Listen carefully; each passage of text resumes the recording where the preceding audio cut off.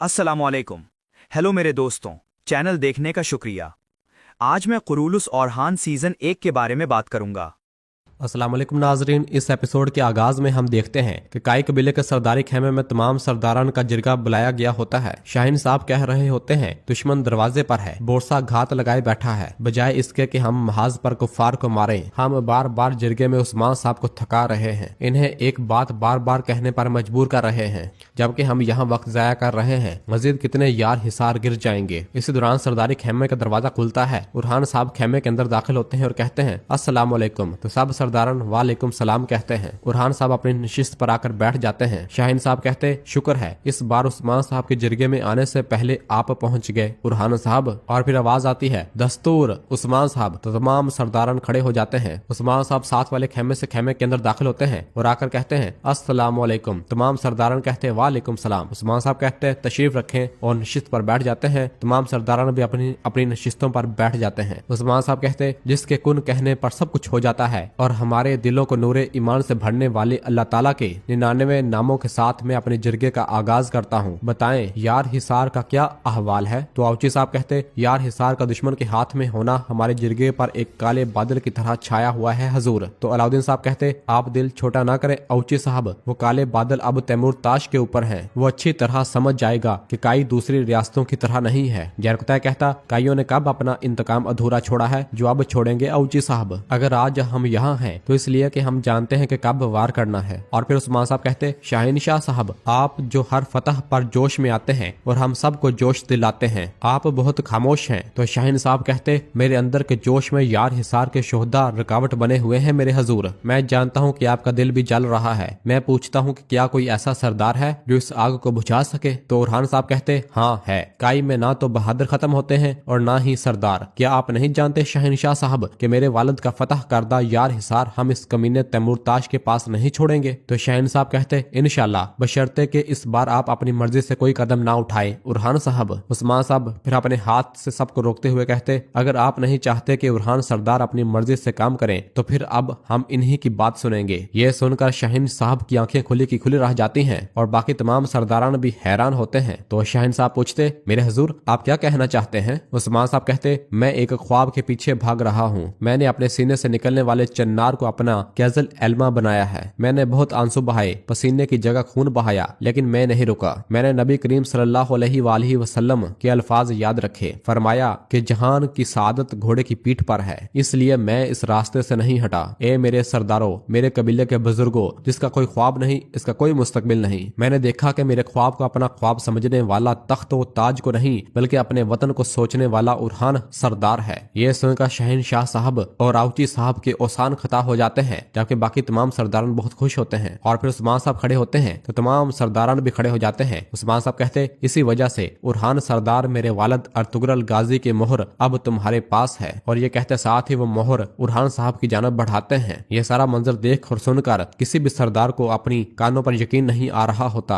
और फिर उरहान साहब कहते हजूर अल्लाह का शुक्र है कि आपकी सेहत ठीक है। जब आप हमारे सरों पर सलामत हैं तो नाइब की क्या जरूरत है। उस्मान साहब कहते बेटा ये नुमाइंदगी नहीं है, यह सरदारी, यह तख्त मेरी तरफ से मेरे बेटे उरहान को मुंतकली है। और मोहर एक बार फिर उरहान साहब की जानब बढ़ाते हैं। यह सारा मंजर देख और सुनकर शाहीन शाह साहब और आउची साहब को कुछ भी समझ नहीं आ रहा होता और हवास बाख्ता हो रहे होते हैं, जबकि बुरान जरकुतै और बाकी तमाम सरदार खुश नजर आ रहे होते हैं। उस्मान साहब कहते इंसान मरने के लिए पैदा होता है। सरदार को जैसे तख्त पर बैठना आना चाहिए वैसे ही तख्त छोड़ना भी आना चाहिए। सुन ले आज तक जो मैं था अब वो उरहान सरदार है। यह सुनकर तमाम सरदार अपने सीने पर हाथ रखकर हुक्म बजा लाते हैं, जबकि शाहीन शाह साहब और आउची साहब बिल्कुल भी खुश नजर नहीं आ रहे होते। और फिर उरहान साहब कहते बुजुर्गों के बुजुर्ग, गाजियों के गाजी उस्मान सरदार, आप मरने का कहें तो हम मर जाएं, जहां रुकने का कहें वहां रुक जाएं, लेकिन मैं ये तख्त इन हालात में ऐसे नहीं चाहता। यह सुनकर तमाम सरदारान हैरान होते हैं। बुरान कहता उरहान साहब आप क्या कह रहे हैं। तो उरहान साहब कहते मेरा कहना है कि अगर तमाम सरदारान मेरी यहाँ दिल से बैत नहीं करते तो मुझे ये सरदारी नहीं चाहिए। चाहिए, कोई दोगलापन नहीं, कोई तफरीक नहीं होगी। अब मुझे बताएं, क्या किसी के दिल में कुछ ऐसा है कि वो मुझे सरदार नहीं मानता? यह सुनकर तमाम सरदारान खामोश रहते हैं और फिर अलाउद्दीन साहब कहते नहीं है। बुरहान साहब, अब्दुल्ला साहब भी कहते हैं नहीं है। हजूर, औची साहब भी कहते हैं नहीं है। और इस तरह एक एक करके तमाम सरदारान कहते हैं नहीं है मेरे हजूर। और फिर उस्मान साहब कहते तुम कारा उस्मान की तरह बात कर रहे हो। बुरहान साहब, दोगलापन तख्त को गिरा देता है, तुम हक बजानब हो, अब अपना हक वसूल करो। और मोहर बुरहान साहब को दे देते हैं। बुरहान साहब वो पकड़ते हैं और उसे देखते हैं और फिर इसके बाद आयकुत अपनी तलवार उस्मान साहब को देते हैं। उस्मान साहब तलवार चूमते हैं और उसे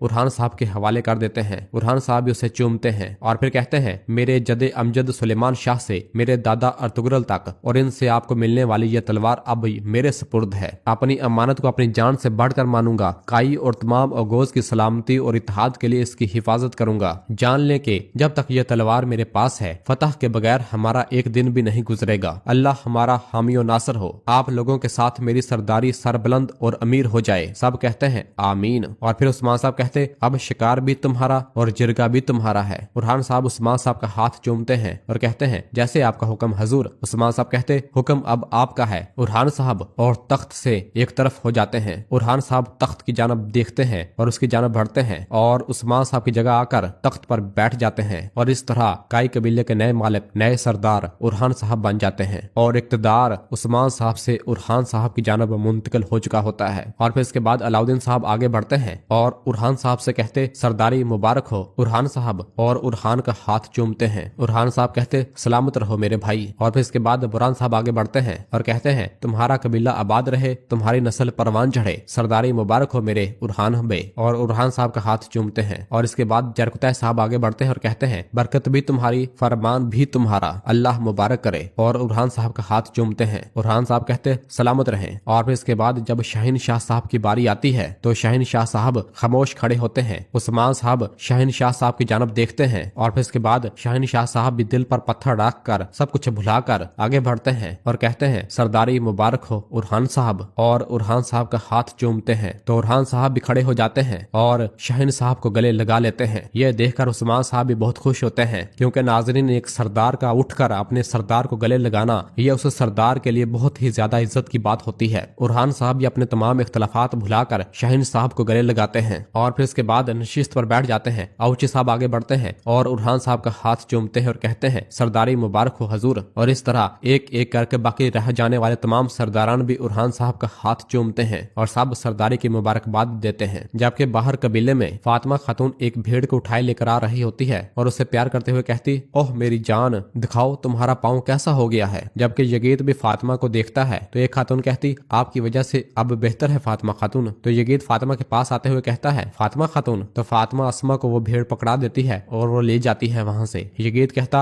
आप इस कबीले की शिफा है फातिमा खातून, आप हर किसी के जख्म पर मरहम बनती हैं। तो फातिमा कहती अस्तगफिरुल्लाह। यगीत कहता ऐसा ही है, ऐसा ही है, मैं भी आपकी वजह से ठीक हूँ, मैं चाहता हूँ कि हम अच्छे वक्तों में भी बात करें। तो फातिमा कहती यगीत ये वक्त मुनासिब नहीं है। तो यगीत पूछता तो कब वक्त होगा फातिमा खातून, हर बार कुछ ना कुछ हो जाता है, जो कहना चाहता हूँ वो मेरी जुबान पर अटक जाता है, आपसे कह नहीं पाता। और फिर कहता मैं आपको एक तोहफा देना चाहता हूँ और एक कंघी फातिमा को देता है। तो फातिमा कहती इसका क्या मतलब है यगीत साहब। तो यगीत कहता यह तुम्हारे लिए मेरी जानब से शुक्रिया है, तुमने मेरी जान बचाई, मैं तुम्हारा मकरूज हो गया हूँ। इंसान को अपनी जिंदगी का कर्ज अदा करना चाहिए, मैंने अपने हाथों से बनाया है ये तुम्हारे लिए। जिस पर फातिमा कहती है मैंने तुम्हें मौत से बचाते वक्त ये नहीं सोचा था कि मैं तुम्हें अपना मकरूज करने के लिए ऐसा कर रही हूँ। किसी दौरान आयकूत की आवाज आती है ए काई के लोगों, अब से काई कबीले की निशिस्त पर बुरहान साहब बराजमान होंगे। कोई ये ना कहे कि इससे बताया नहीं गया या उसने सुना नहीं। यह सुनते साथ ही नीलोफर और बाकी खवातीन भी सरदारी खेमे की जानब बढ़ती हैं, जबकि फातिमा खातून भी यगीत का तोहफा लिए बगैर आगे बढ़ जाती है और यगीत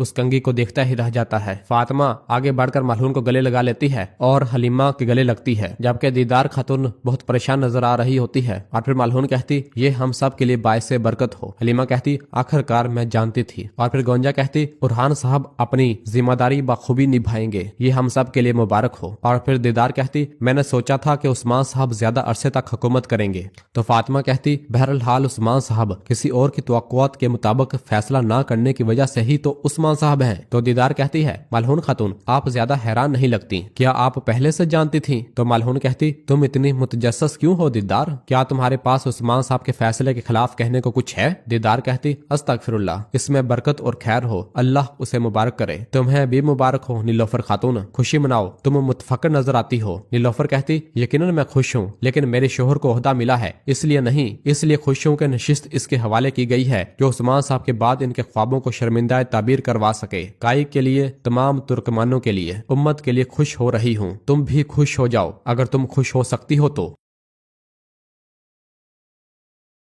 और नाजरीन इसी जगह पर एपिसोड खत्म करते हैं। मिलते हैं बहुत जल्द अगली एपिसोड के साथ। वीडियो को लाइक कर दें और जिन दोस्तों ने अभी तक चैनल सब्सक्राइब नहीं किया वो जल्दी से चैनल सब्सक्राइब कर दें और बेल आइकन यानी घंटी वाले निशान को भी प्रेस कर दें ताकि आने वाले एपिसोड्स आपको आसानी मिल सकें। दुआओं में याद रखें। अल्लाह हाफिज।